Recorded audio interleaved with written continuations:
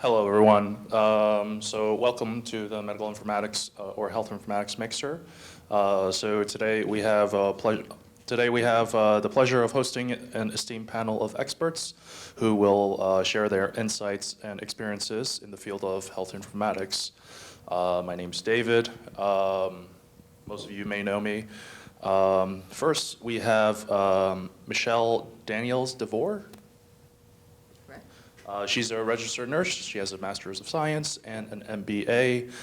She is the Vice President, Assistant Vice President, and Deputy Chief Information Officer at the University Hospital of Brooklyn, and part of SUNY Downstate Health Sciences University. She has extensive experience and background in nursing, management, and health informatics. She plays a pivotal role in shaping the IT landscape of healthcare system at the University Hospital of Brooklyn. Next, we have Shif. Where is he? It's right there. Oh. Next, we have Shif Umeje. Vice President of Laboratory Operations and Clinical Systems at New York Presbyterian Hospital. Shif has expertise in health informatics combined with his strong foundation in laboratory operations that enables him to drive innovation and enhance the efficiency of clinical systems at one's institutions. He is also a graduate of this program. Our third panelist is Tamika Miller. Tamika Miller, she's also a graduate of this program. She's Director of EHR Applications at the Brooklyn Hospital Center. She has a diverse background in nursing, family nurse practice, and health informatics, providing her a unique perspective on the development and implementation of electronic health record systems, ultimately improving patient care and outcomes. Dr. Jumbo is, okay. And finally, we have Dr. Adebonia Jumbo. She's an assistant professor and clinical coordinator of the health informatics program at SUNY Downstate, of course. She has extensive academic and professional experience in health informatics and information technology management, which contributes significantly to the education and training of the next generation of health informatics professionals. Okay.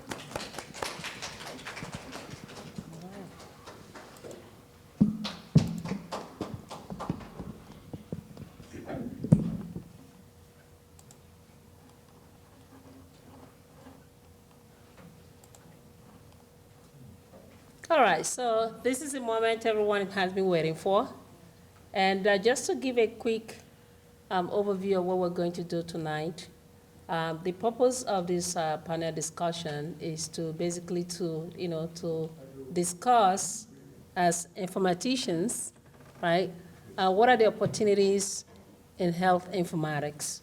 So the purpose of this discussion tonight is to discuss about career opportunities. What are the ways that we can better ourselves as informaticians when we go for job interviews? What are some of the careers opportunities out there? And that's why we have experts. We have Ms. DeVore that is here with us. We have Ms. Miller. We also have Mr. Umeje, who is going to help us, including myself, who is going to help us to dive into the different areas in informatics. And of course, we have an open discussion. We have you guys right here. You can ask questions, right? It's not limited to just those that you see in the panel, right? This is going to be an open conversation to everyone. And after that, after the quick intro and also the questions that David Lou has for us, there's going to be a Q&A for about 20 minutes. And of course, networking, that is the purpose of why we're here. There's a lot to eat. For those of you online, sorry, we can mail it. Okay, so I'm going to pass back the microphone to David. We are truly honored to have such an accomplished and knowledgeable panel with us today. Our panelists will give each a brief presentation, followed by a moderated discussion and the opportunity for the audience for questions. Okay. Let's start with some questions. Okay. So for all the panelists, health informatics is an interdisciplinary field, and professionals often come from diverse backgrounds. How can aspiring health informaticians best leverage their unique skills and experiences to break into the field and advance their careers? And there are definitely diverse backgrounds within health information. For me at the Brooklyn Hospital, a lot of times what I look for in a candidate is just being open to the challenge and being able to be flexible. I don't expect people to come in with nursing backgrounds. Is it a plus? Absolutely. But at the end of the day, if you at least have that mindset where you're like, I'm willing to learn, I have drive, I'm open to being flexible and having more exposure.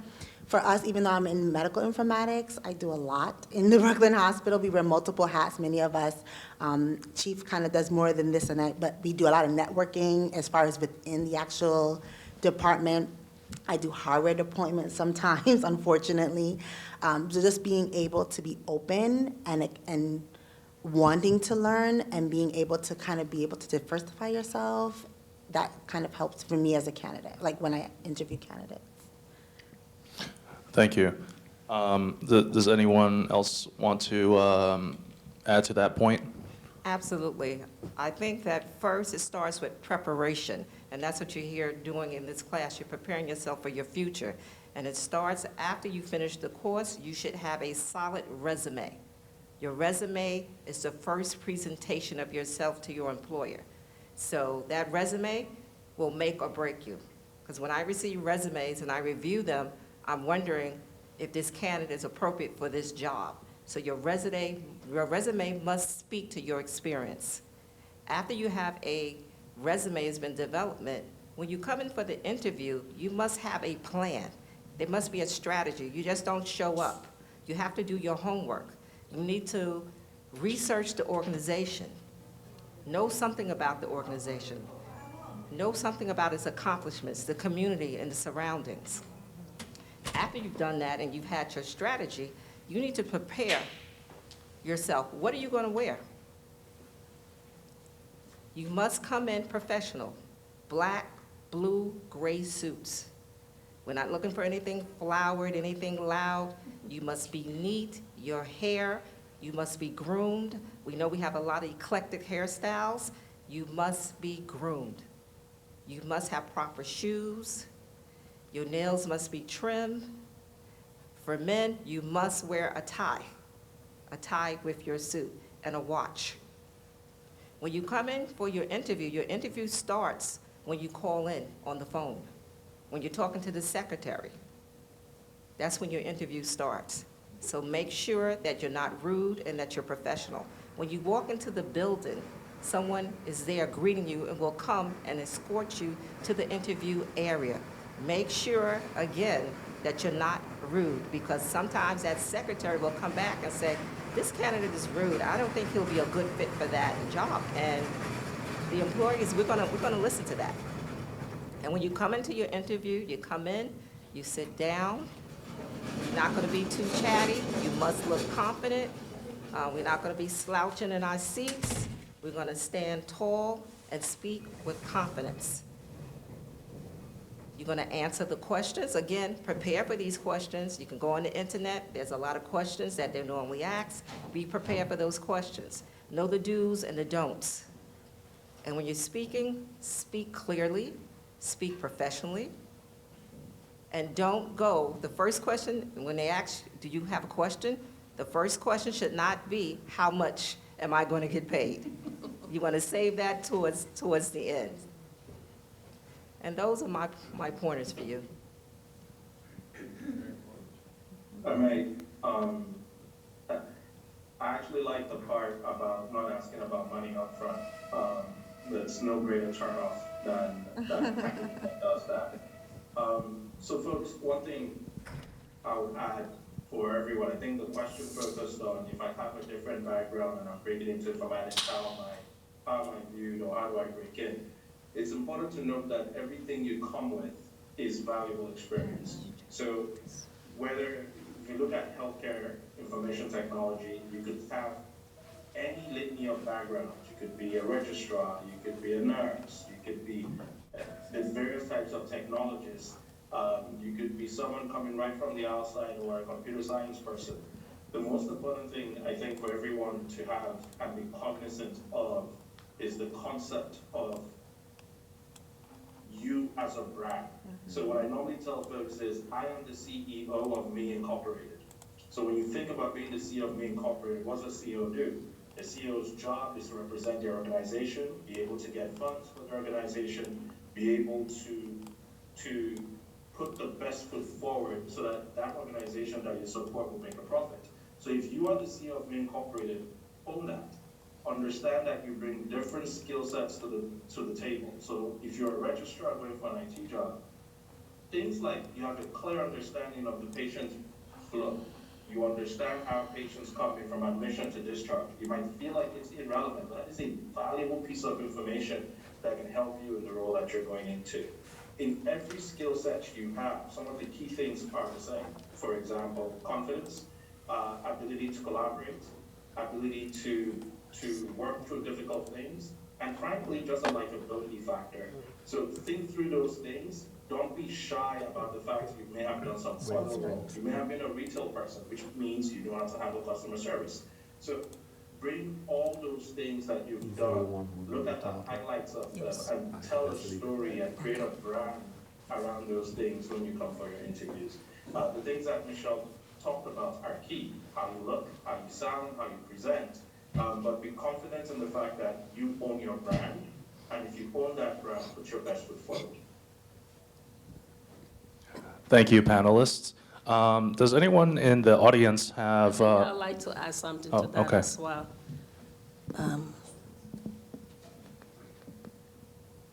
Yeah, I would say that, before even preparing for the interview, right, you have to have some sort of self-confidence. And most times I have seen people sort of, say to themselves, I can't do it. You have to have that spirit of, I can't do it, right? You have to understand exactly what is the path that you want to take. Identifying the different jobs, right, that relate to informatics. And as we all know, informatics is very broad, right? And myself and Dr. Faisal and myself and Dr. Kaufman, we just talked about a few minutes ago where from the survey that we're getting, right, or we got, a lot of the students do not know that they're doing informatics, right? And they're all informatics related because we do not have a specific, right, job titles. You can work in different areas. So understanding exactly what you want to do. And I usually tell this to my student from day one, right? From that introduction, the introduction class that you take, know exactly what you want. Why are you here, right? The why. Why are you here? Why are you taking this course, right? Or this program, right? You have to definitely understand where you want to take informatics to. So I'll stop there for now. I just have one more point to add. Your internship is very important because some of you may not have any experience. So that internship is going to give you that experience. So don't just take it for granted, I'm just here and I'm just going to just float through the internship. Try to learn, try to make yourself available. Look at the workflow, as Chief discussed. Workflow is very, very important. When I'm interviewing somebody, I want to know that they know something about the hospital. If you don't know how the hospital runs, I really can't use you. So you need to know what happens when a patient comes in through the ED, what happens when the patient's discharged, what happens when the patient's transferred to the floor, registration process. All of these processes are vital and critical when we're implementing and doing workflows with the EMR. So please, make the best of your internship. Go to a place that we have a lot going on. Just like here at Downstate, we're getting ready to implement our upgraded EMR. We're going from version 17.3 to 22.1, so it's going to be a big, big upgrade for us. So try to make the most of your internship, because then when you go for your job, they're going to ask you what type of experience you have. And you'll be able to say, you know, I did workflows, I developed training modules, I did some implementation tasks. So those things are very, very critical, internship. Can I ask a follow-up on that? So that's all excellent advice. And this is particularly in relation to Dr. Jumbo's point. But I think one of the issues is also that you want to express a confidence, but also that you're there to learn and not to oversell yourself. It becomes kind of annoying when somebody is really, Overly confident. Yes. Yeah, just like a trying balance. to over-impress you rather than, Yeah. you know. Yeah, definitely you have to strike a balance somewhere, right? And also be honest. Whatever that you cannot do, right? You can always say, I'm willing to learn. I'm a fast learner. Instead of saying, yes, I'm a superwoman or superman, I do it all, okay? You found the right person. You could end the job search today. Yeah. Oh, wow. Yeah, that definitely makes sense to me because when I currently work at Cornell as a research informatics biostatistician. During the interview, the interviewer asked me if I knew R programming, which I didn't, and I truthfully told them that I didn't know how to program in R. So, but I followed that up with I'm willing to learn and work hard on it. And now I'm pretty much taking RStudio Bootcamp and programming it very efficiently. So question for Tamika and Michelle, since both of you are nurses. So as professionals with experience in nursing, what advice can you give to healthcare professionals, healthcare practitioners looking to transition into health informatics? And how can they effectively convey their clinical experience as a valuable asset? So for me, in my experience, I didn't necessarily start out right in IT. I was in nursing. I got an opportunity at that time from my past CIO that kind of was like, hey, would you like to join the IT team? For me, I was a very vocal super user in the clinical field. I was constantly like, this isn't working, it would work better if we were doing this. This is what the workflows I see every day. We find things being more simple and more seamless if these functionalities were actually existing in the EMR. So constantly kind of like making a space for myself to have a direct connection with the CIO, as well as some of the IT personnel in that department when I was working at that time. My name became very known in the IT department, and they will constantly like reach out, like, hey, we have this new functionality, can you test it for us? Can you provide feedback?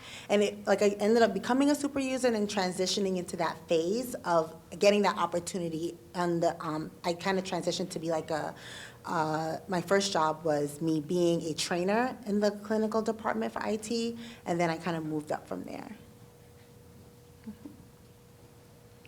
Nurses are a very valuable asset in IT. Why? Because they're the heart of the hospital. They give medication, discharge, transfers, treatment. So every aspect of the EMR, they are knowledgeable about that. So right there, you have the upper hand when you go in for an interview. However, you have to be open to opportunity. I started out as a super user. I was a registered nurse. I was in school at the time to become a nursing informaticist. And there was a super user opportunity, and I heard about it. I inquired about it. They told me it was the last day. So I applied and I got the job. So with that said, I learned from the ground up, being a youth super user. And it was just a temporary job for us. Columbia Presbyterian Hospital on 168th Street, they were implementing their EMR at the time. And so with that said, I was a super user. And some may not want to be a super user, but I was a super user. And that's how I learned. From there, I completed my master's in nursing informatics and nursing administration, and I went to work for the vendor, Allscripts. They were Eclipses at the time. And it was a lateral move. It did not provide me with a great increase in my salary, but I wanted to learn. So I took the opportunity, I learned how to configure, I learned project management, and then I came here to SUNY Downstate Medical Center. So you have to be open to opportunities and be able to grasp them. So if someone has that position open, or maybe you want to come and just volunteer in the IT department, but you have to pave your way. You cannot come into the interview without any experience. And there was one lady who works for me, I don't want to say her name, she did graduate from this program, but when she came in, she had no IT experience, but she told me, she said, if you hire me, you will not regret it. I am a quick learner, I'm a hard worker, and I won't disappoint you. And after I finished with the interview, I hired her. And she was a quick learner, and she is still to this day a hard worker. Thank you. So this is a question for Shiv and Dr. Jumbo. When interviewing candidates for positions in health informatics, what are some key qualities or experience you look for that might set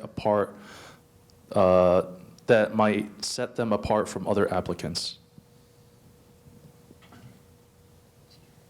I think outside of the obvious, whether it be technical skills associated with the role that you're interviewing for, and there's different ones, you know, if it's an EMR specific role, may ask for some previous EMR experience. If it's a technical role, may ask for some specific technical experiences, whether it be programming in some specific languages or report writing or data science, if you will. But I think one thing I've noted especially in healthcare IT as a whole, is the ability to learn and the willingness to show that you want to learn. It's huge. That's one. The other thing that we would ask oftentimes is some opportunity to show how you communicate across multiple teams. It's oftentimes easy if you're a subject matter expert to speak the lingo of your language, but can you translate those requirements of those conversations in a way that another constituent can understand? So I like to look for how a candidate communicates.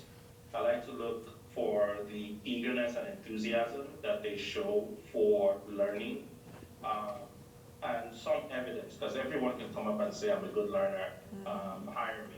But just some evidence in the things that they've done that leads to that. I had said earlier that it's about telling the story if you're the CEO of Me Incorporated. So let me give you perhaps a simple use case.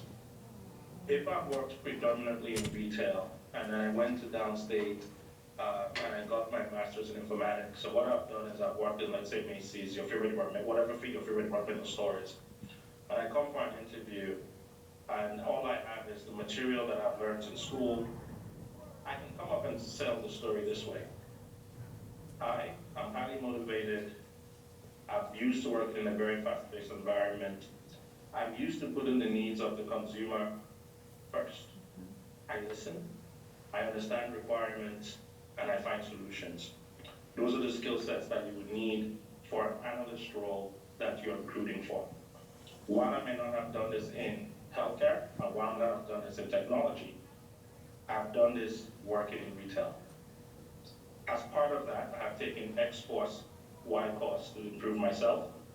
I've also pursued self-learnings in this skill set and that skill set.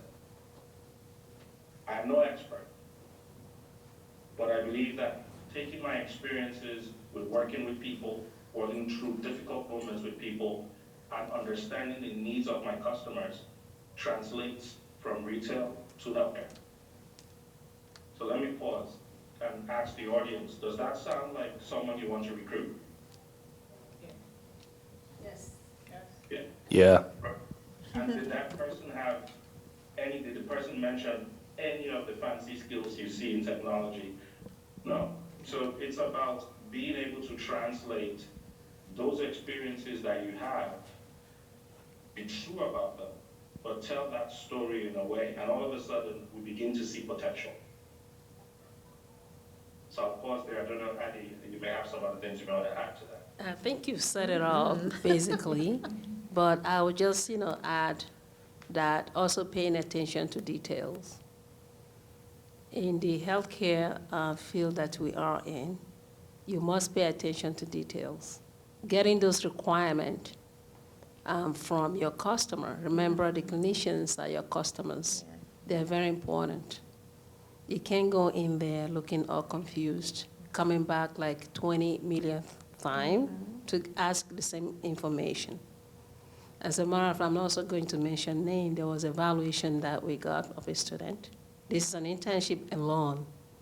And, the preceptor felt that some of the questions that were asked were a kind of clumsy. Even though we know as instructors that no question is stupid, but you don't want to waste a clinician's time, right? So their time is very valuable. They have, millions of patients, issues that they need to take care of. So paying attention to details, listening, right, is a key. And as Chief said, admitting where you do not know, but, the willingness to improve on it is key. Yes, you can know all the terminologies after you graduate from here, right? But we're not magicians that claim to know it all, right? There is still some gaps. You have to understand those gaps and make it up. Also remember what you learn in schools are usually foundation. So you need to build on top of that foundation by taking additional courses. And I'll stop there. Yeah, I definitely agree with Addie on the last points. This Downstate program definitely builds a foundation with every single class. I particularly took interest in the programming courses, and I continued my education online with free resources like Free Code Camp or YouTube. And then I started building and testing out different programming languages, seeing what I could do, start with a research question, and program to that objective. And overall, I built a portfolio, and that basically helped me get interviews and eventually a job. Yeah, and also to add on to what David just mentioned, we have technology, and we're all in the field of technology today. Having an online profile is a key. You cannot, I cannot under or overestimate on that. There are programs today that you can use to build your profile, so that when you go to that interview, so you're not just there maybe being all tensed up, forgetting everything that you've learned, yourself in the mirror, remember, right? Practicing and not working, or even calling your child or daughter, son, neighbor, the dog, try to say, can you help me out? So having an online profile, right, is key, is very vital. And we're all in technology and informaticians, so make use of it. LinkedIn particularly is good too. Yes, I agree. LinkedIn, you could build your whole resume and then some on LinkedIn. That's basically what I did. But I took a step forward and I built my own website with GitHub.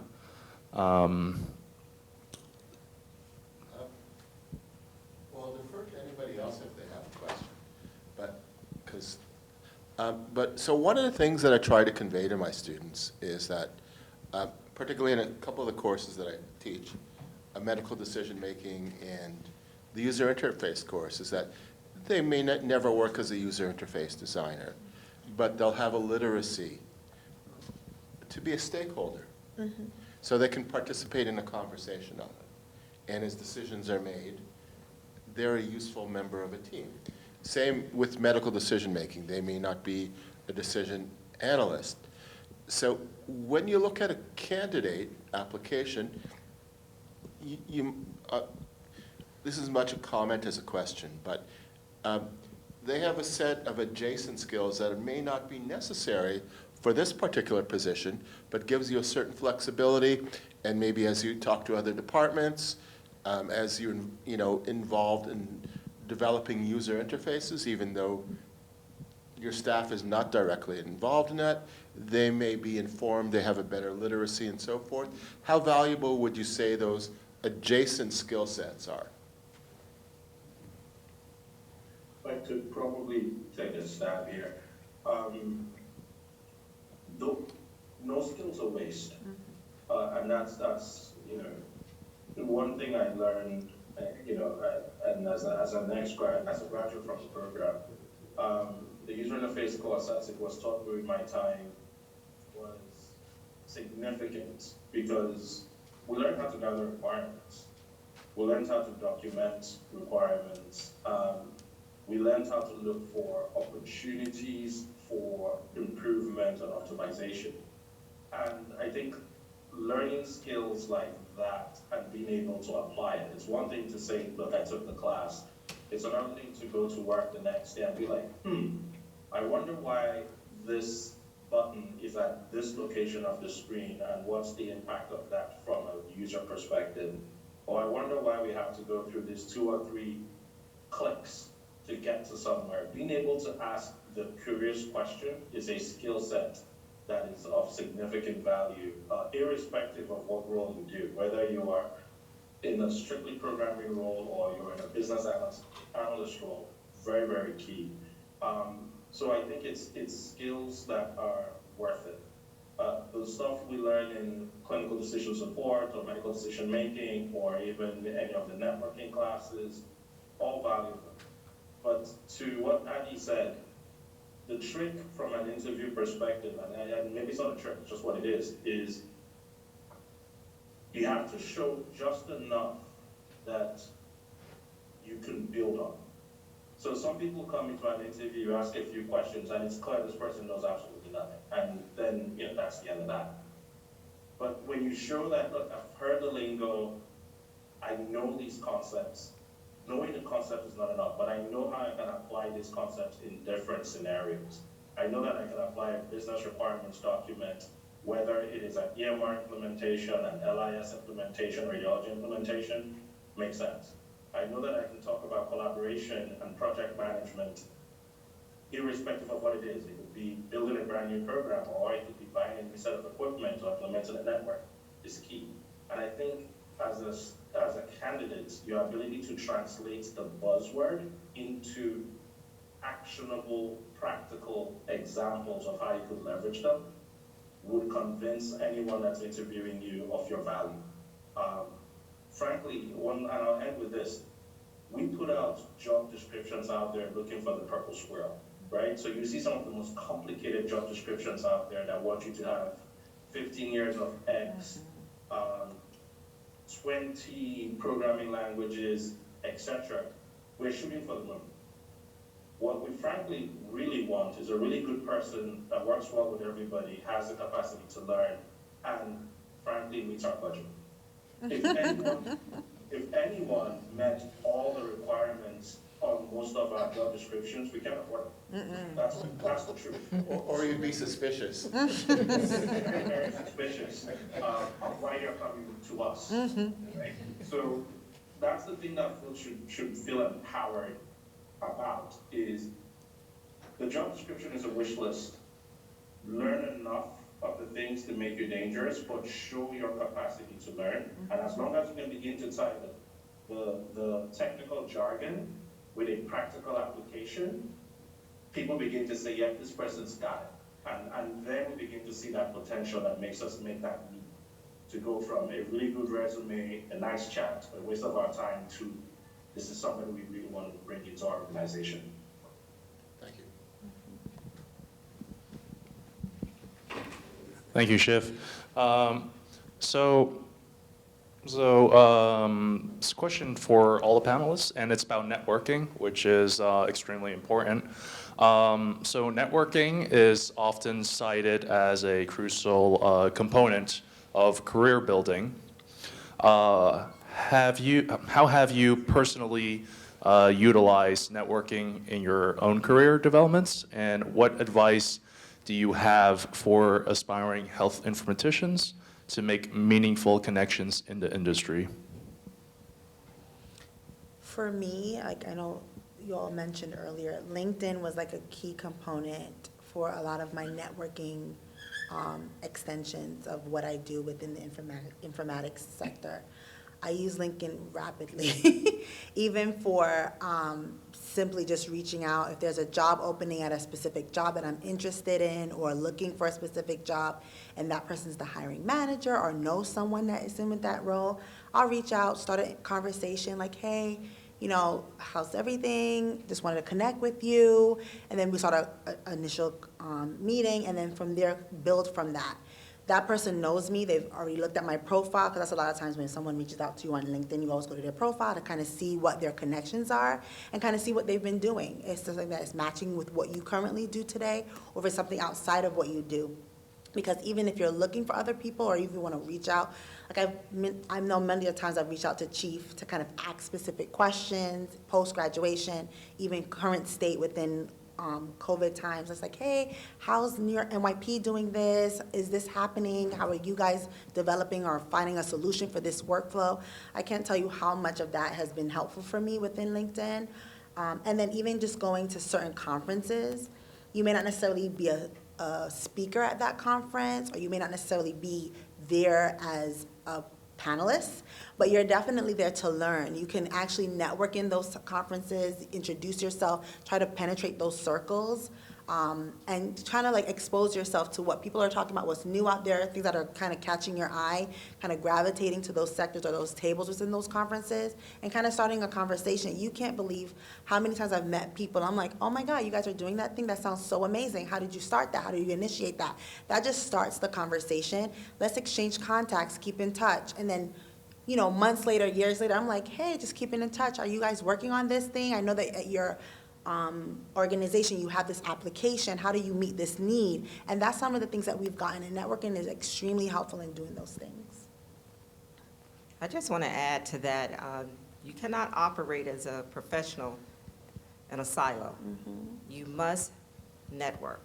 I've used LinkedIn, where I've met many, many people. And there are times when with the EMR, there are issues and there's policies, there's procedure. And just recently, I reached out, I had a friend who knew Chief, and she reached out to him and we had a meeting, and I needed some information regarding a downtown policy.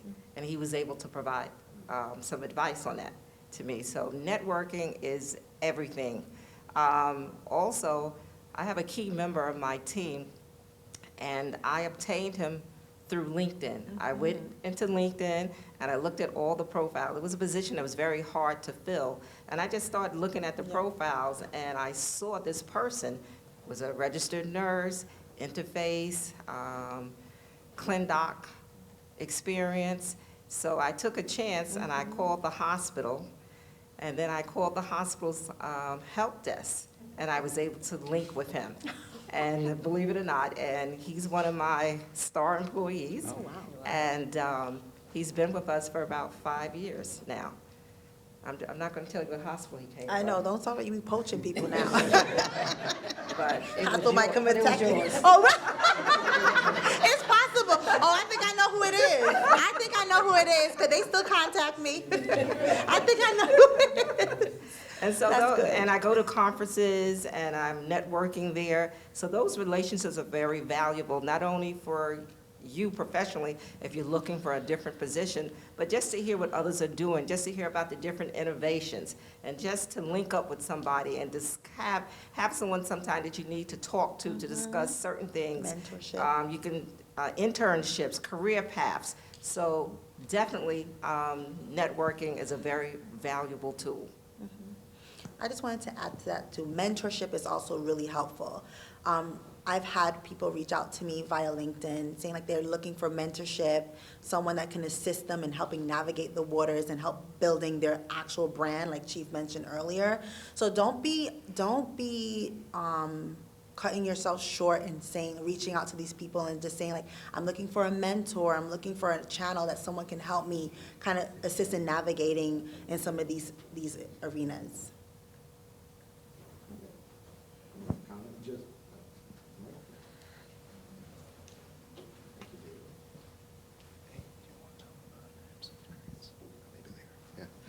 Just to add to that, the networking part, it's super important. The comment you just made about seeking out mentors, I just recently sought out a mentor in Ireland, who is one of our program's alumni, and then also Danielle Bishop, who took the class, but also was working with Downstate, and I asked, hey, can you mentor me on some of the things that you're doing? Can you look over my resume? And it's been tremendously helpful, because they help guide you towards a path that you might not have necessarily found on your own. So just to add to that part. One last thing. And keeping your ear to the ground is super helpful too. I can't tell you how many times where, like for certain organizations that she mentioned that are doing upgrades, implementations of EHRs, they publicize this stuff in the news, they publicize it in the newspaper. If you are ever interested in penetrating, if an organization is doing an implementation, that is your key to jump on that bandwagon. Because a lot of the times they are hiring new grads, people with no experience, to unfortunately, yes, keep the costs down, but that also gives you an opportunity to get your foot in the door. You get certified into an application that you've never actually been working with. They actually mentor and teach you and develop you in those areas. And then you have something under your belt, right? Now you become more marketable. And then from there, 2-3 years from now, you can kind of put yourself out there like, I've done an implementation, which is super, super awesome. Like, I can't tell you how many times somebody comes in, it's like, if I hear that you've done an implementation, I'm ecstatic, because it's extremely stressful for installation of an EMR. And if you've already gotten one of those under your belt, the more the better, but if you've gotten one under your belt, that helps you tremendously, because we know that you can work under pressure, that you're able to guide through those waters, and you've already done it. So you have an idea of some of the things that need to go into that implementation. Just about the implementation,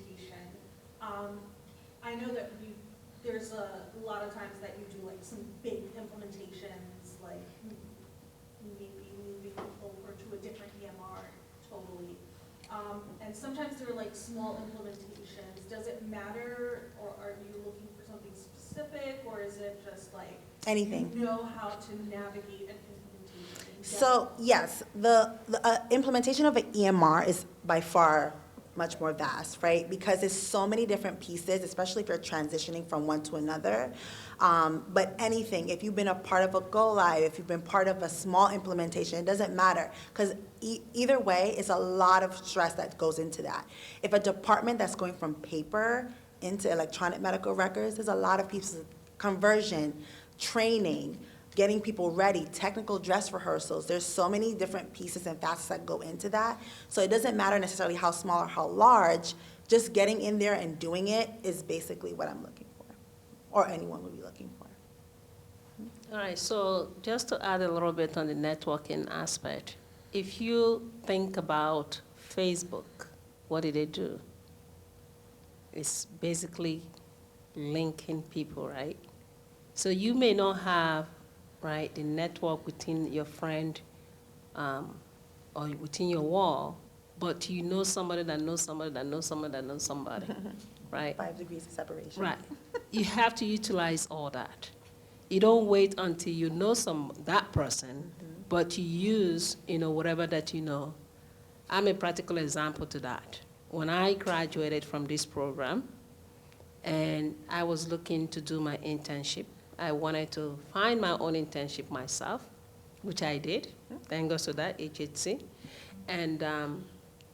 what I did, I was working at the Department of Information and Telecommunication on the 911 system.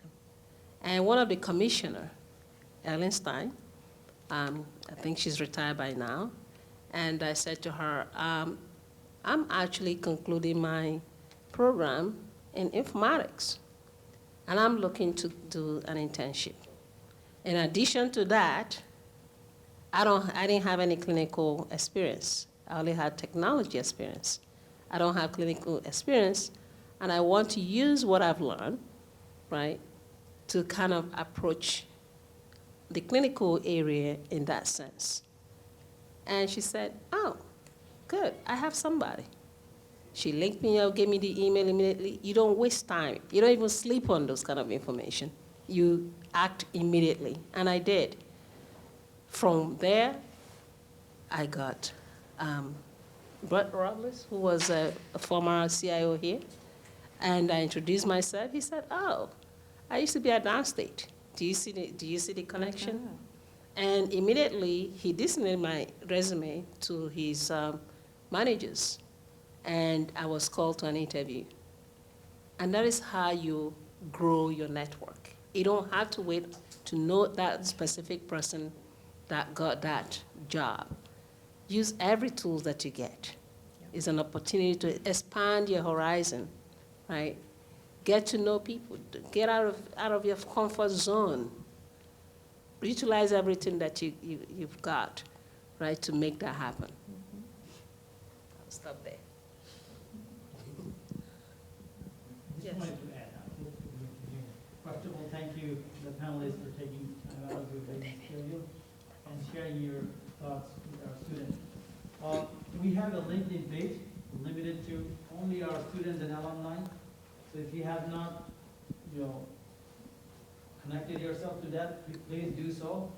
So again, this is how many of our students found job through the networking, as the panelists emphasized enough, the value of networking, right? So many of our students, not only jobs, mentorship and whatnot, as Kevin mentioned, about the mentorship from Ireland. She's one of our alumni. So if you haven't done so, please go ahead and then create your LinkedIn page and then request to be connected to that. So we have our program administrator who's managing that, and he's been working well for many of our students. So that's one of the way to start. Thank you.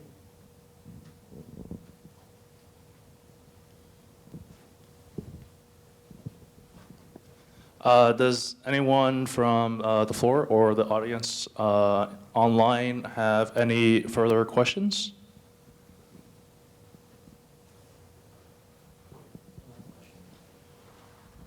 Thank you for coming out. I'm curious, how did you guys make the internal journey from one phase of your life to the next?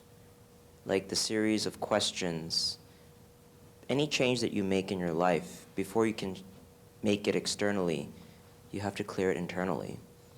So what were some of the thought or challenging decision-making processes you had to go through to become something else?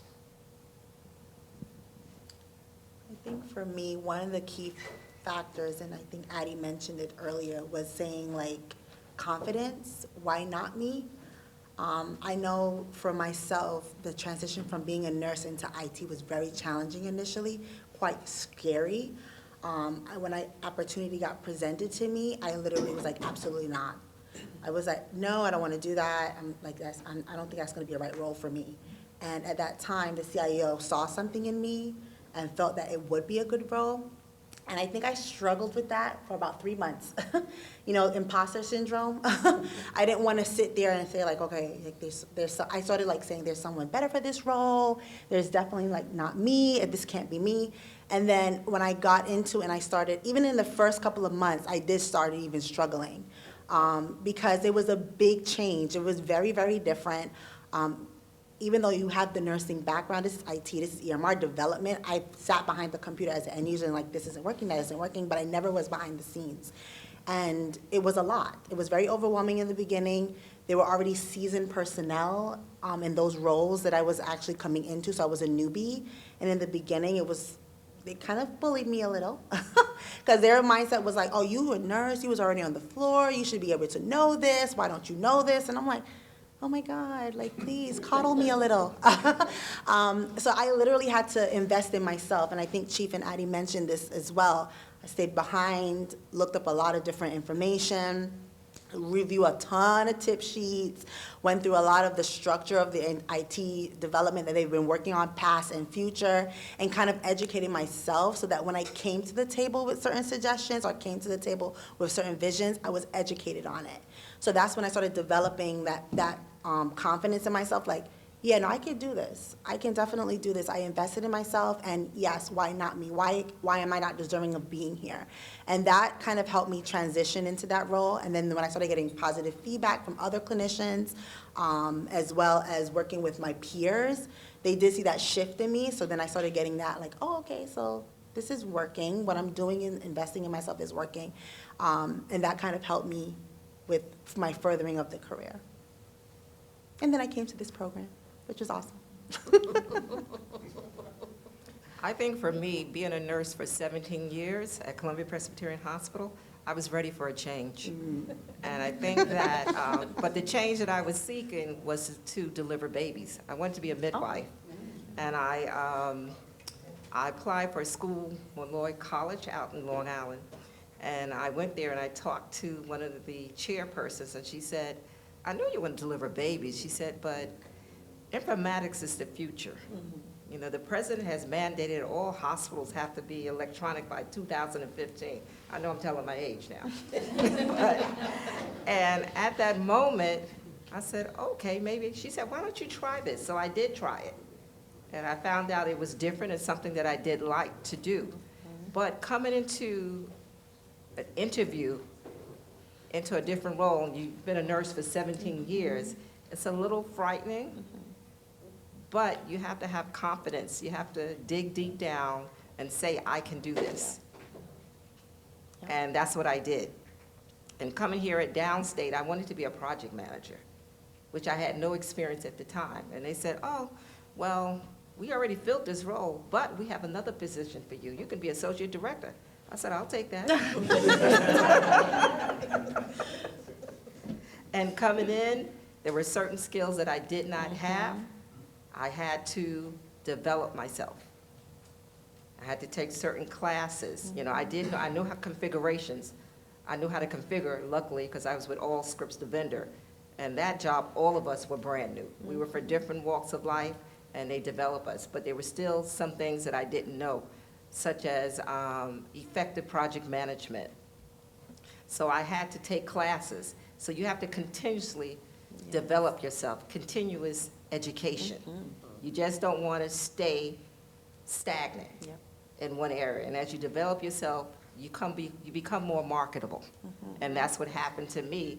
So when the hospital went through restructuring, I got a promotion. I went from associate director to senior project manager. Then I went to associate CIO. And then I went to assistant CIO. So I got several promotions, but I had to develop myself. And development is key. Do not stay stagnant. Look for different learning opportunities. Look for different conferences. Always develop yourself. And even now, I'm constantly learning. I'm constantly seeking different opportunities.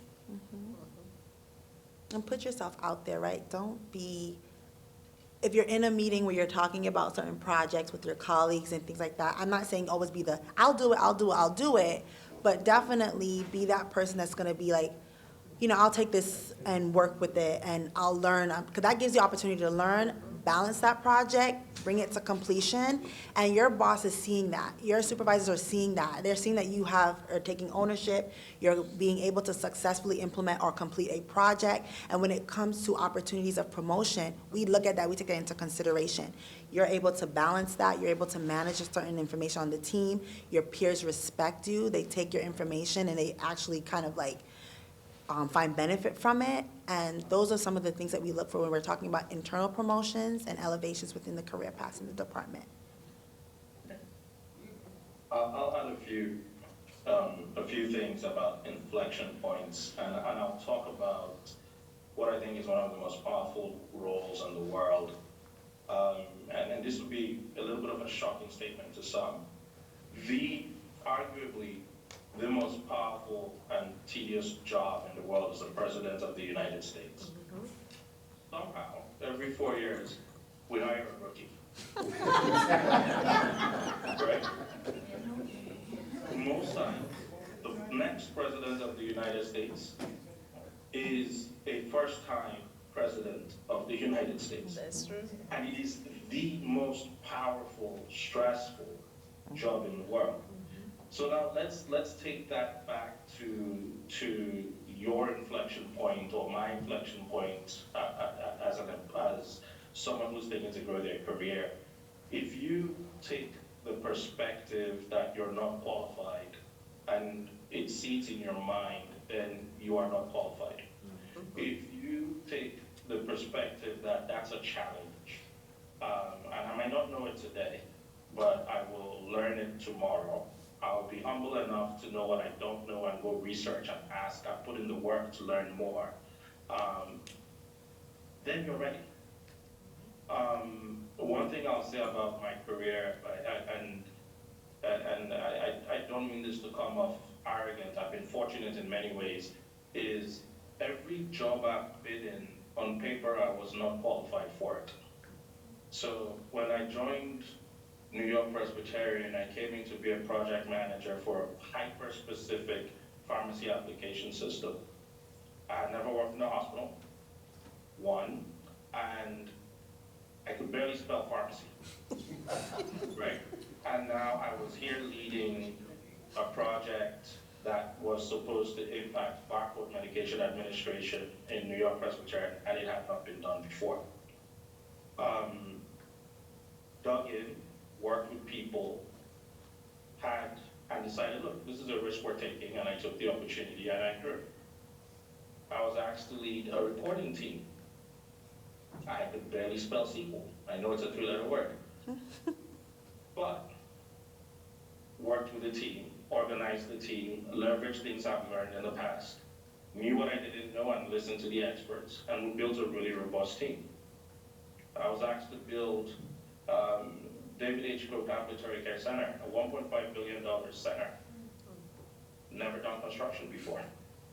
Have the confidence and sometimes you may say the stupidity to take the risk. We took the risk, worked with experts, organized people, listened to them, spent a lot of time researching, and then we did that together. Now I run laboratories across my entire health system. The jump I made, our laboratories have 2,000 FTEs, so you ask yourself, how did an IT guy start running the labs? It's 2,000 FTEs across 11 hospitals. I have never done that before, and frankly, I failed biology the first time. So, work with people, learn, leverage the experience. Now, just because I took risks and it worked out doesn't mean that every single person will take risks and it works out. But the first step is to take the risk. Right. And the way that you gain the opportunity to take the risk is you work hard, you build good relationships, and you continue to show that you have an aptitude to do things you're not yet asked to do.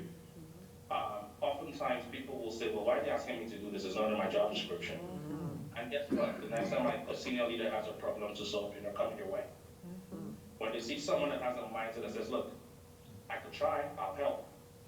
All of a sudden, yes, you may get a little bit more work, but guess what happens? The next challenging thing, the next opportunity, the next growth path, all of a sudden becomes you. Your name gets thrown in the hat, right? Because you've proven you're a good person. You work hard. Even if you don't know anything or everything, you have the right aptitude and attitude. And then you build trust. And if you think about folks that, let's use an example, everybody's familiar with going to the gym, right? The first time you go to the gym, if you haven't gone in a long while, you go on that treadmill, you're like, okay, that's it, I'm not coming back. But if you go again the next day, and you did 5 minutes the first day, you do 7 minutes the next day, you're like, okay, fine, maybe I can go from 7 to 10. And all of a sudden, 6 months down the road, you have a really, really fit person Why? Because they continue to build and push on that success. So think about that for your careers. And I would say this, just because some of us were able to take certain risks, you have to balance with your internal stakeholders. What level of risk is okay for you and your family situation? It may not, some people may take those risks and it may go south. And then you say, well, like it was too risky. But have the goal to do that. But again, I will end with this, take solace. The most powerful job in the world is always run by a rookie. So you can do it. That's a good one. Yeah. So let me also add to what Chief and the rest of the panels have said. You have to stay focused. First of all, before you can take such risk, you have to have the passion. You have to have the desire within you, this self-reflection, that I'm going to do this, right? And like you said, if you take the risk, perhaps it didn't work out the way you thought or you expected it to do, hey, don't beat yourself. Continue the path. The most important thing is that you have to do the work.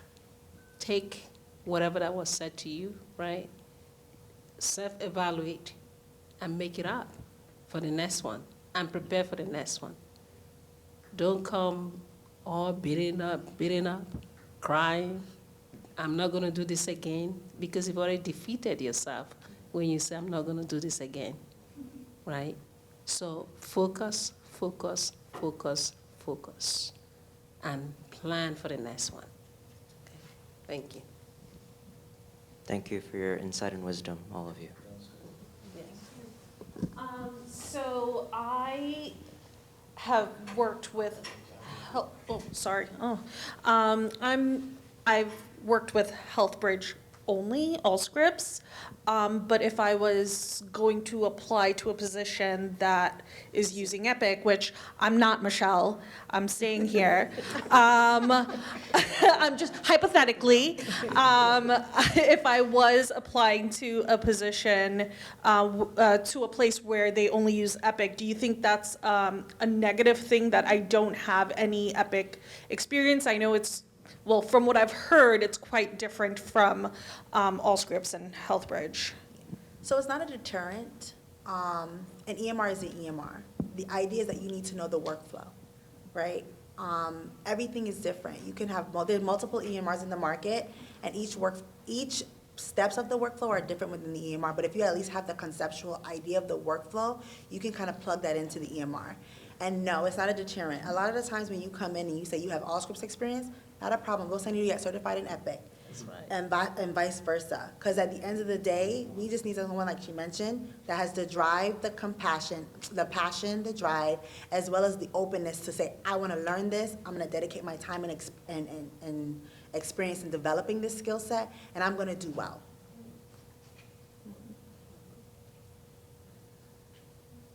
I've hired a lot of people that have actually no experience in the EMR, or not even a certification in the EMR, but they've been in the clinic. I've had registrars come up and say, like, I've worked in the front desk and I've registered patients, but I want to penetrate IT. And we've been like, not a problem. The key part is knowing that workflow. And that is literally half of the battle. Once you know that workflow, you can plug it in. You're adding benefit to the team, and we're having those open discussions like, hey, there's a change that's coming down. How do you guys feel about it? That registrar who has that on the ground experience to come in and say, like, no, I know that this is the workflow that we see every single day. Because a lot of times the analysts are not in that workflow. They're behind the scenes configuring things. So we take that as a benefit, and we're like, oh, that's helpful. Didn't know about that piece. Let's try to see how we can make that work. And if you look at it, it's a plus for you, because you have the EHR's experience. It doesn't matter what you call it, right? Call it John, Smith, whoever, right? Brad, Smith, whoever, right? It is an EHR, and you have the experience. It's just a different name with a little different, user interface. Exactly. Different With group, Dr. that's it. Kaufman class, right? So it's just, painting a little different colors, but it's still the same thing underneath, all right? Thank you. I'm going to defer to Chief if he had a comment on this, because he has a lot more experience. But anywhere you go in this new AMR, you'll have lots of training. And Epic has the best training resources in terms of classes and materials and tutorials. And so that would be part of your initiation, I would imagine, into any new position. Not that you're going to a new position. Disclaimer. I know, right? We're open. No.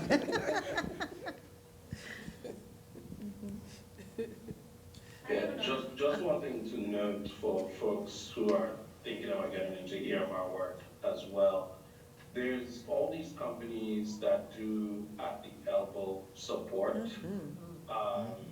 It is a very good way to get exposure to EMRs. I think when I was at Downstate, there was a GE implementation, and I did at elbow support for St. Luke's Roosevelt, and I used to do it at nights, so when they have implementations, you go out and help. Most of these are dwindling down, but right now in New York City, there's 2 big Epic implementations coming up. Northwell is switching to Epic, and so is Memorial Sloan Kettering. So some of these companies are looking for people, and typically the barrier to entry is very low. They just need you to have nice personalities, certain calm willingness to learn. Those are good ways to get exposure too. So just look out for some of those jobs that at elbow support, red shirt, gray shirt, whatever they call them.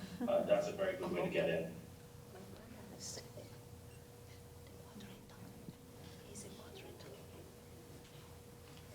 So Chief, how would we know about those jobs? How would we know about those positions when, the timeline for the implementation, how would we know about it? Would it be advertised? Would it be on LinkedIn? Would it be in a newspaper? How would we know? It's everywhere, Yeah. Okay. basically. See, I It's didn't gonna know be on that. LinkedIn, it's gonna be on Facebook. I didn't know that. It's gonna be They publicly everywhere, notify. They publicly- everywhere. You just have to look for it. Yeah, keep it Again, on this the is where the networking comes into play, right? Don't live in your silo world. You need to speak to other people, right, who are looking for similar thing that you're looking for, even have experience of what you're looking for. Utilize every aspect, right, of your networking. I just wanted to add, I don't know if you remember Monique, who was my administrative assistant. She attended the medical informatics program. I encouraged all of my folks to come to the program, and she finally gave in, and she did not have any experience. She did have experience preparing project documents for me, project documentation, and she works as an analyst at HHC. So you have more experience than she has. So you would definitely be able to get a job with another EMR. Yeah, someone online has a question from Zoom. Hi, I just mean I have a couple of questions. My first question is networking is What's your name? Kinsley. Can you guys hear me? Yes. Yeah. Yeah. Hi. This is Kinsley. I have a few questions. My first question is networking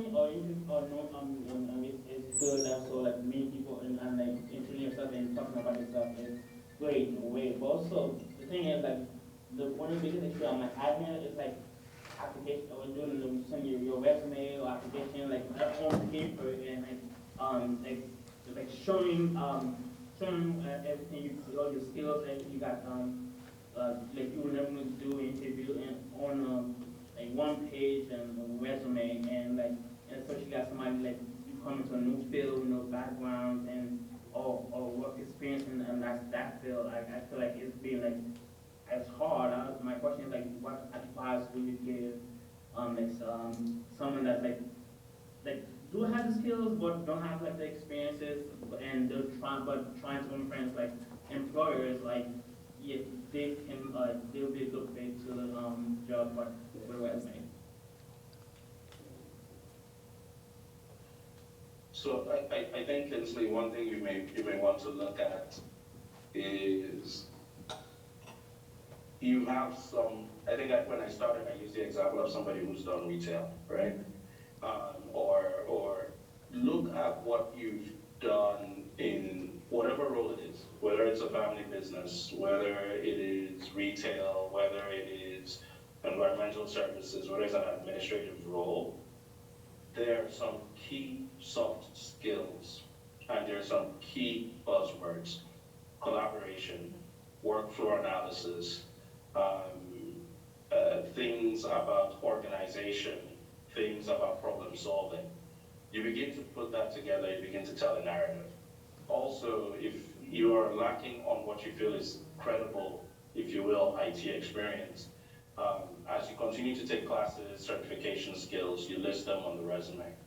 The one thing I will also say is start looking for some of these odd opportunities to gain experience, like the one I brought up, where they have some people call them gray shirts, red shirts, for implementations. Elbow support is typically what they're called. You could probably search for EMR vendors that do as elbow support, and you can see some of those opportunities there. If you do have internships, pull those internships forward. The thing about your resume is you have to tailor your resume to the job, but at the same time, you also don't want to lie. So you want to make it credible that there's potential, and then you apply. One thing that we talked about in networking that I didn't hear enough of is we have a significant alumni of this program. So I'll give you an example. There's about 70 graduates from the program that work at New York Presbyterian. I wish I could brag and say I brought all 70. No, I didn't. People paid it forward, right? So you tap into the alumni. Many of them, like you, had very different experiences. Some never in IT, some never in healthcare. And you find a way in. Some start off with support roles and grow from support roles into different roles where they once they've gotten some experience, and they can grow within the organization they're in. So there's many pathways. I agree, it's not always easy. There's a lot of competition, but you leverage all those tools together to give you your best foot forward. Another thing too, I'll tell you, most recruiters hate this, and frankly, I don't care that they do, is I flood the market, right? When I was looking for a job, I'm not going to apply to one or two jobs, and I'm not going to eliminate myself from all those jobs. That's the job of their HR to do so. So apply to as many as possible. The worst that will happen for a job you apply to that you don't think you're qualified for is they're not going to call you, which is the same outcome if you never applied anyway. So try. It's a numbers game. It's a hard game, but I think if you can do those things and tailor your resume in that way, and begin to find those little nuggets of things you can do that begin to add some credibility, some relationship to the jobs at hand, it increases your odds. I will add that to that, just one term that I've also learned along the way, soft skill, right? The technical skills are okay.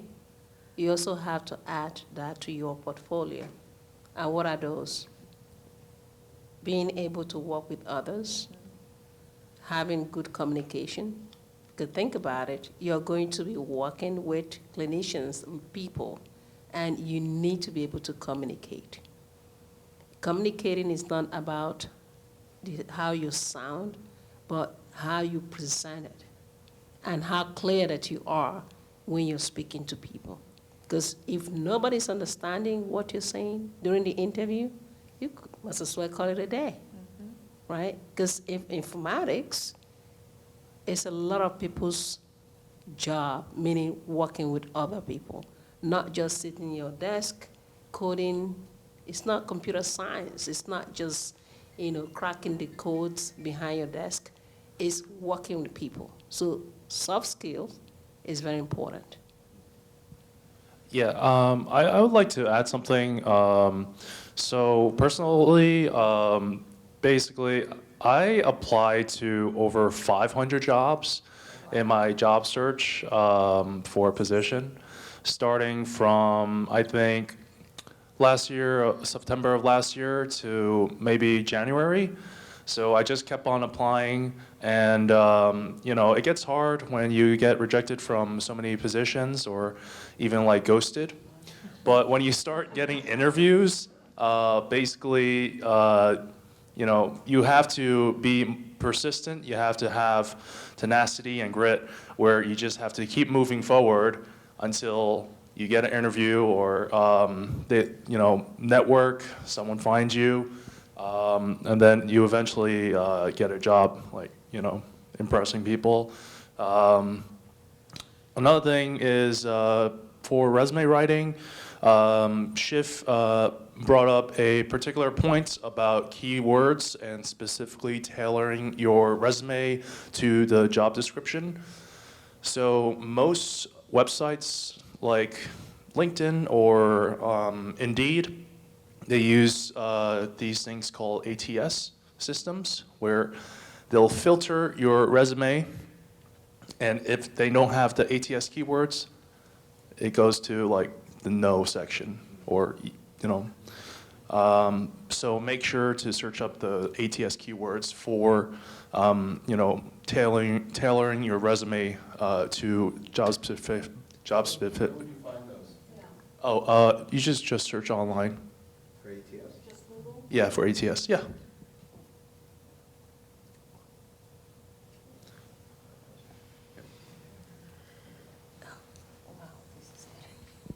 Hello, everyone. My question is, let's say you're starting where I am, right? And based on... I'm still learning. Where are you? I'm a student who will be looking for a job in the future. A couple months.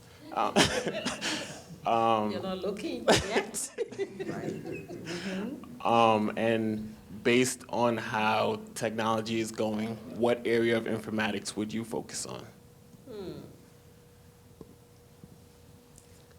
Have you been listening to us? But I want to hear, like, personally, specifically. Like, if you had to start over, where would you focus? I don't know if it's truly an idea of focus. I think you just try to get in where you can. I think we kind of talked a little bit, or some of us have hinted, like, just get your foot in the door. And once you get in, that is your opportunity to say, I gotta show them what I can bring to the table. Start developing yourself, working on education, better enhancing some skill sets, and get an idea of what's actually in that organization. There are multiple different sectors that feed into informatics, and you don't have to just stay in the EMR sector. There's other areas that feed in data analysis, there's radiology, there's other different facets of health information that you can say, like, okay, I got my foot in the door as a support personnel, super user, whatever that case may be, kind of see where that area fits you, and if you like those areas, kind of get into that, but you gotta get your foot into the door. I don't say that, I won't say, like, try to say, like, oh, I want to tackle only EMR, so I'm only gonna look for jobs that have EMR openings. No, take that opportunity, whatever you see. You guys already have your first point, which is you have a master's in medical informatics, right? So they already know that you have some knowledge of what informatics is and what you need to do to kind of branch things together. Use that and leverage that and try to get your foot into the door. You may start at the bottom, but then there's still areas where you can kind of linear transfer to or move up. And I think I said this in the beginning, is knowing where you, as a person, as a student, sitting where you are, right, want to take informatics. What do you want to do with informatics?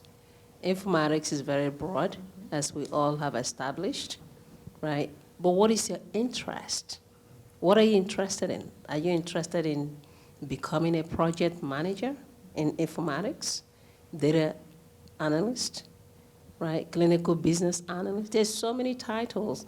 It's just looking at the job descriptions, right, that are out there, aligning it to what you want, or speaking to somebody in that specific area and say, can you please tell me what do you do as clinical business analyst? I think that is how to start, to develop your interest. Looking at, going back again to that introductory course that we did, what area of that do you really fit in terms of your interest? That is the way that I approached it. I started with working as a clinical business analyst, and I knew that my interest was actually becoming an educator. I had my job, and when I, saw the opportunity, again, this is where speaking up to and talking to other people comes into play. And I was very vocal about what I wanted, and somebody told me, actually one of us, going back to Chief's point, utilizing the alumni that you are a part of, right? And when I heard the position that was opened here, I graduated from here, and I said, oh, this is a good time for me to, take advantage of it. And thank God I came. Dr. Pfizer's right here, and he interviewed me, and the dean interviewed me, right? And I took that approach because I wanted it. First, you need to want it. What do you want? Before even going to ask people, right? What area do you want to focus in? That is the way that I approached it. And just to piggyback on what Dr. Jumbo said, you have to kind of figure out what is your strength. Do you like data? Do you like report writing? Do you like educating? Do you want to be a trainer? Do you want to be a coder? Do you like cybersecurity? So you get your foot into the door, and then you explore where you want to fit, and then you prepare yourself for those roles so that when the opportunity comes up, you will be prepared to take on that new role. To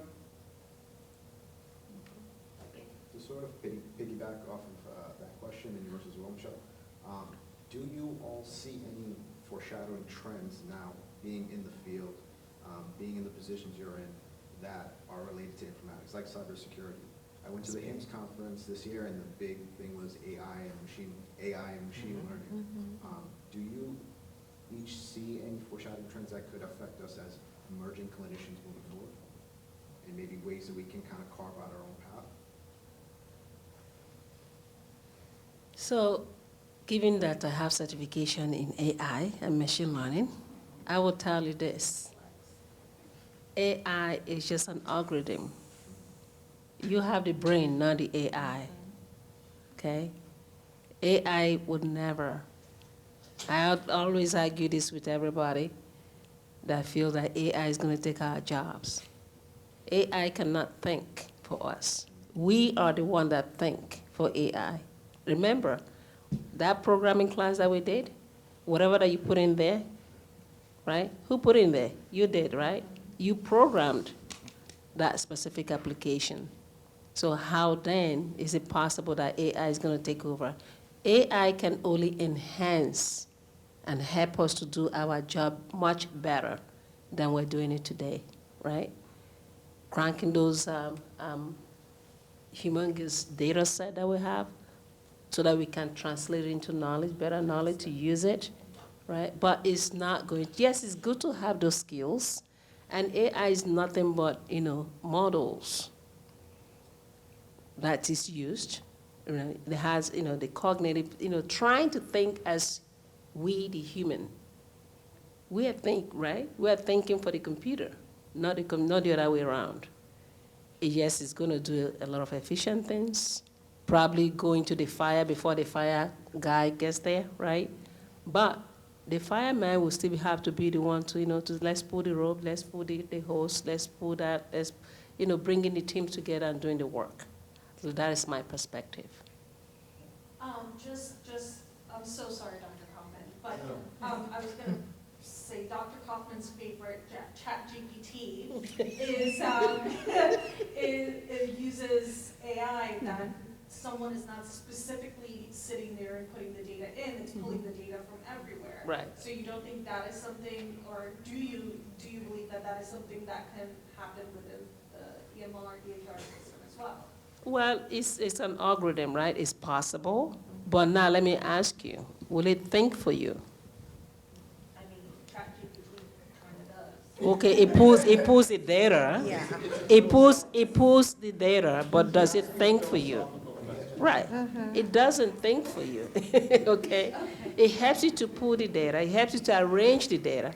And have you also come across where ChatGPT says to you, I'm only a computer? Yes. It says it at the end. It says it at the end. Yeah, I'm It only a does. computer. I don't know that. I have actually entered and searched. Yeah. Sorry, I'm ChatGPT only- is a search engine. It's an advanced search engine that helps to do more advanced stuff, but it doesn't, kind of replace human capacity or thinking capacity. Okay. So it's good to know about it. It's good for you to get knowledge in it and how it functions, right? But it's not going to think for you. Ever, never, never. We own our intelligence.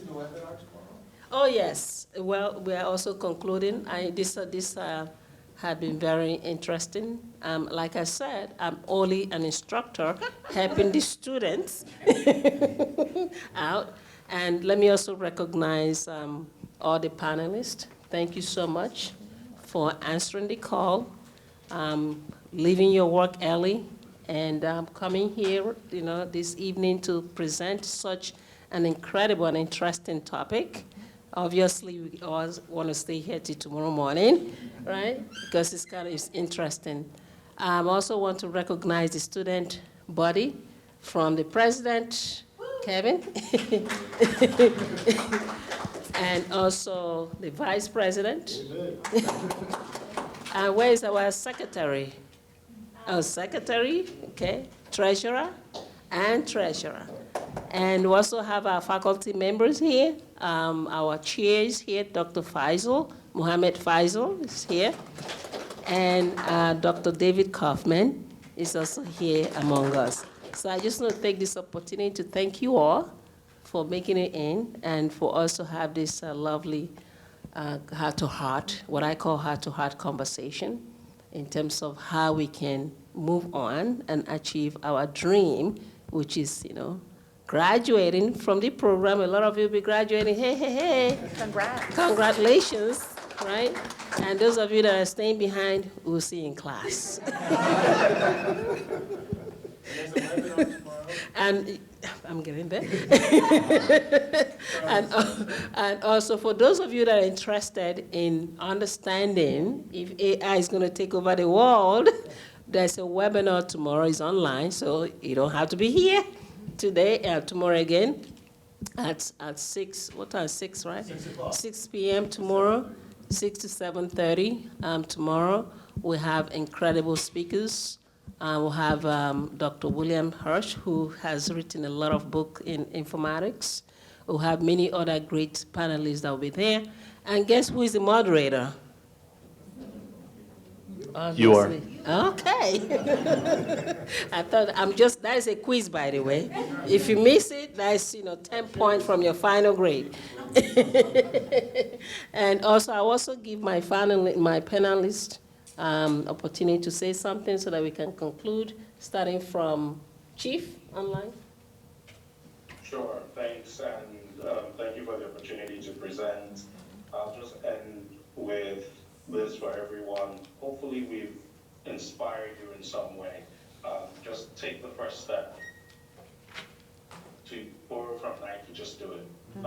Go out there, get the resumes ready, apply to as many things as possible, update yours, write social media profiles, and connect with each other and old alumni and with faculty, and let's just see where it goes, and be open-minded. Be open-minded to opportunities, get your foot in the door, and then, see where it goes from there. I still tell folks I don't know what I want to be when I grow up, and so far it's going okay. So that's something that you can also look at if it works for you as well. But thank you for the opportunity to speak, and I'm truly excited for your potential in the years to come. All right, thank you. And Tamika? Oh, sure. I basically did everything that Chief just mentioned, but thank you all for having me. I really appreciate it. I had an opportunity to kind of speak with some of you all. I unfortunately can't stay after you guys commence because I have to run out, but feel free to ever look me up on LinkedIn. My numbers, my contact, my email, even my personal email's on there. Feel free to reach out if you have questions, follow-ups, things that you're interested in.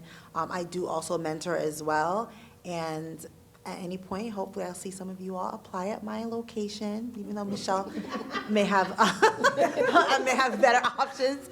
But always feel free to reach out. I mean, at the Brooklyn Hospital, we do hire, and like I said, just getting your foot into the door is kind of where you want to start off at. Great. And lastly, Michelle? I just want to thank you all for having me. I've truly enjoyed being here with these esteemed panelists. As you all know, Health Bridge is our EMR here. We do take interns every year. Sometimes we take as many as 10 as 12 if we can. If any of you would like to contact me for a mock interview, we can do that also. Awesome. I would be available to do that. And I wish you all well. Remember, believe in yourself and be prepared for your future. All right, thank you.